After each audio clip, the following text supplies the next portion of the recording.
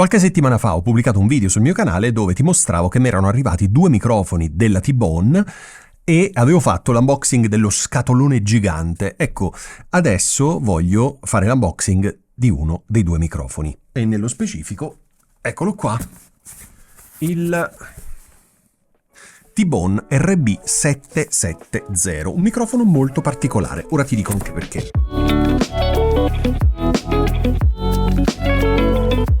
Lo sto aprendo per la prima volta con te.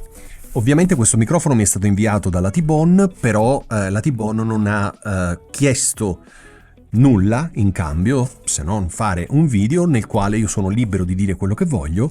Questo video non verrà visto prima da loro, non mi hanno pagato e non stanno influenzando quello che dirò nel video. Quindi ti prego di credermi perché sono assolutamente obiettivo. Del resto non avrebbe senso non esserlo. Allora,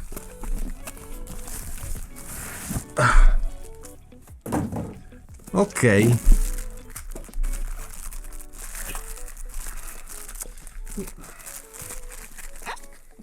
mettere lo scotch qui ok, va bene, che non volevo strappare in questo modo, ma non fa niente, era l'unica soluzione. Allora speriamo di aprirlo nel modo giusto. Allora, io adoro i microfoni che hanno la valigetta, perché i microfoni che hanno la valigetta li puoi riporre nell'armadio, nel mobile, dove ti pare, non prendono polvere, non prendono umidità e si preservano molto di più. Non tutti i microfoni ovviamente ti inviano la valigetta, ma microfoni come questo, ti metto il link in descrizione perché il prezzo non lo ricordo, ma dovrebbe costare sotto i 200 euro. Microfoni che costano così poco e ti danno anche la valigetta, sicuramente ti predispongono in un certo modo. Apriamo. Voglio che lo guardi prima tu. Che guardi. Allora, le istruzioni, dopo le apriamo. Una borsina imbottita. La spugna tutta devastata, vabbè, queste sono la devi tenere fuori per poterle far riprendere la forma. E il microfono. Madonna, quanto pesa. Allora, la valigetta è imbottita. Allora, fuori è molto resistente. Dentro questo è materiale tipo fonoassorbente. Questo qua è spugna molto dura. Ok. Allora, vediamo un po'. Ti ho già spoilerato il microfono. Il microfono è un T-Bone RB770.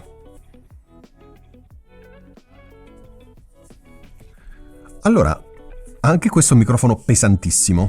Pesantissimo. Vediamo quanto. Perché l'altro microfono era quasi 1 chilo. Questo forse un pelo meno. Vediamo se c'è in inglese. Sì. No, non c'è il peso. Non c'è il peso. Allora, perché questo microfono è particolare? Guarda anche la possibilità di collegarlo all'asta. Così. Bello, molto bello. E qui dietro c'è l'attacco XLR, quindi è un altro microfono XLR. Ma la particolarità di questo microfono è che è un microfono a nastro.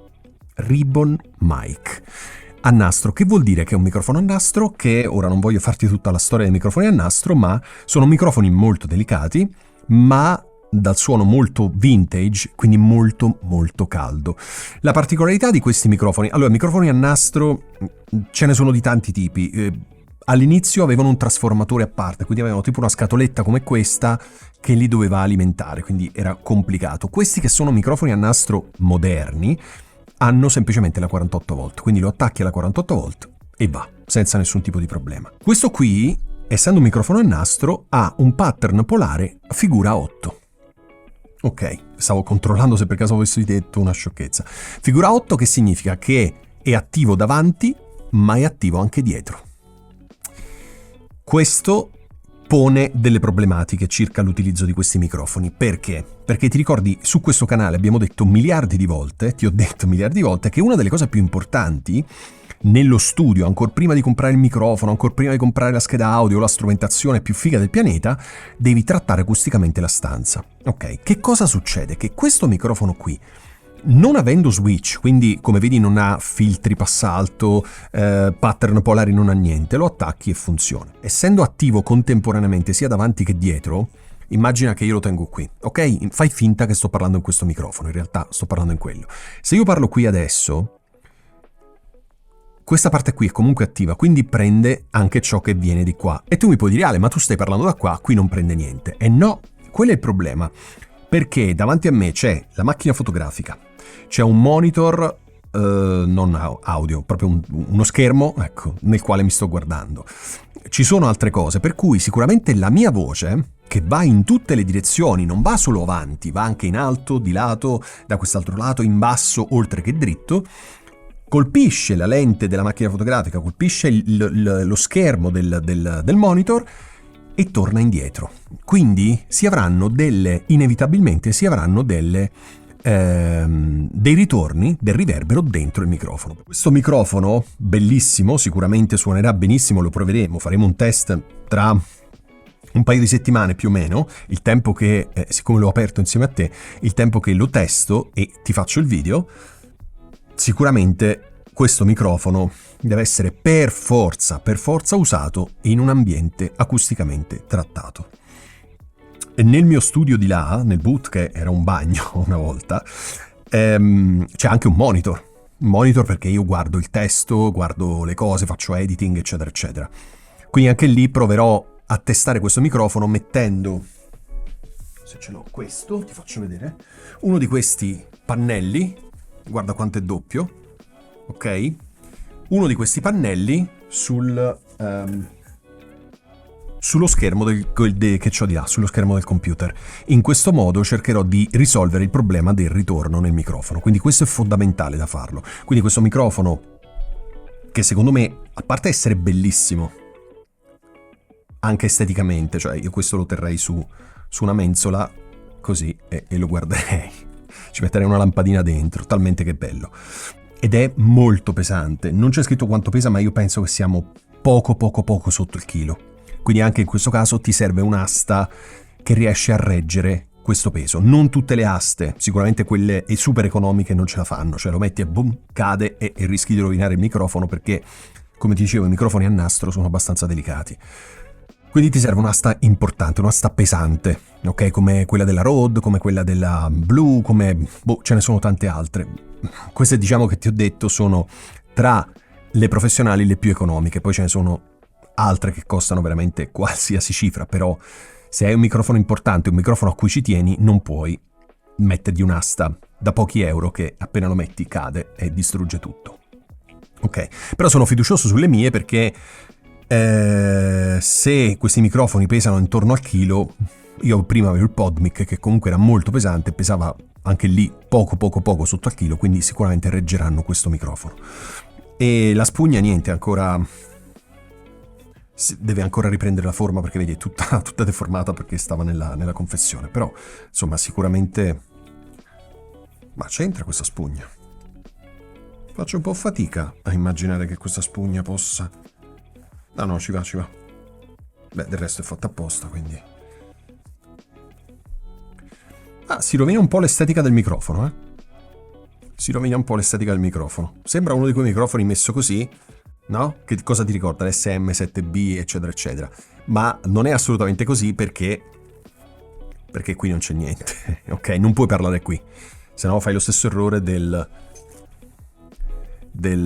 Yeti, no? Che tante persone parlano qui e in realtà la capsula è qui o qui, ok? Quindi rimettiamo a posto lo Yeti che non c'entra niente con questo, quindi non si parla qui ma si parla qui e contemporaneamente qui, quindi figura a 8. Può essere un microfono che puoi utilizzare per le interviste, però il lato positivo è questo, quindi se io mi metto qui, tu sei al posto dell'altra persona, possiamo parlare insieme con un unico microfono, avendo la certezza che sul lato non prenderà nulla. Questo può essere molto interessante. Ok, che dirti?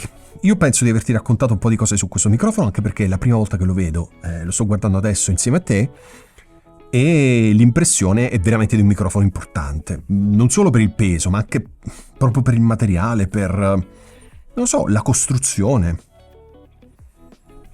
Sono molto sorpreso. Ti è mai capitato di aprire, per esempio, una confezione e trovare un microfono che non pesa niente, un microfono leggerissimo, che dici, ma come potrà mai suonare? Ecco, una cosa mi era venuta in mente quando ho... aspetta, che microfono era? Il Presonus PD7 o PD70, una cosa del genere, se non ricordo male. Quando l'ho preso dalla scatola era leggerissimo. Io ero abituato al PodMic, che era pesantissimo. Quando ho preso dalla scatola il PD7 o PD70, non mi ricordo come si chiama, della Presonus, aspetta, c'è qualcosa dentro oppure è vuoto? E poi funzionava, quindi era così. Era leggerissimo, leggerissimo. Ecco, invece questo è un microfono molto pesante. Basta, finisco qui, se no veramente sarei ore a parlarti di questo microfono, ma non avendolo testato non sarebbe molto interessante quello che ho da dirti. Però ti rimando a un paio di settimane più o meno, quando avrò completato il test di questo microfono e insieme ti racconterò appunto sia qui, soprattutto questo, ti farò un test sia qui che nel mio boot, in modo da farti sentire poi la differenza tra ambiente acusticamente trattato e non trattato o comunque poco trattato, come differenza sonora. Bene, se hai dubbi, domande, curiosità su questo microfono, commenta questo video, altrimenti noi ci vediamo settimana prossima. Grazie.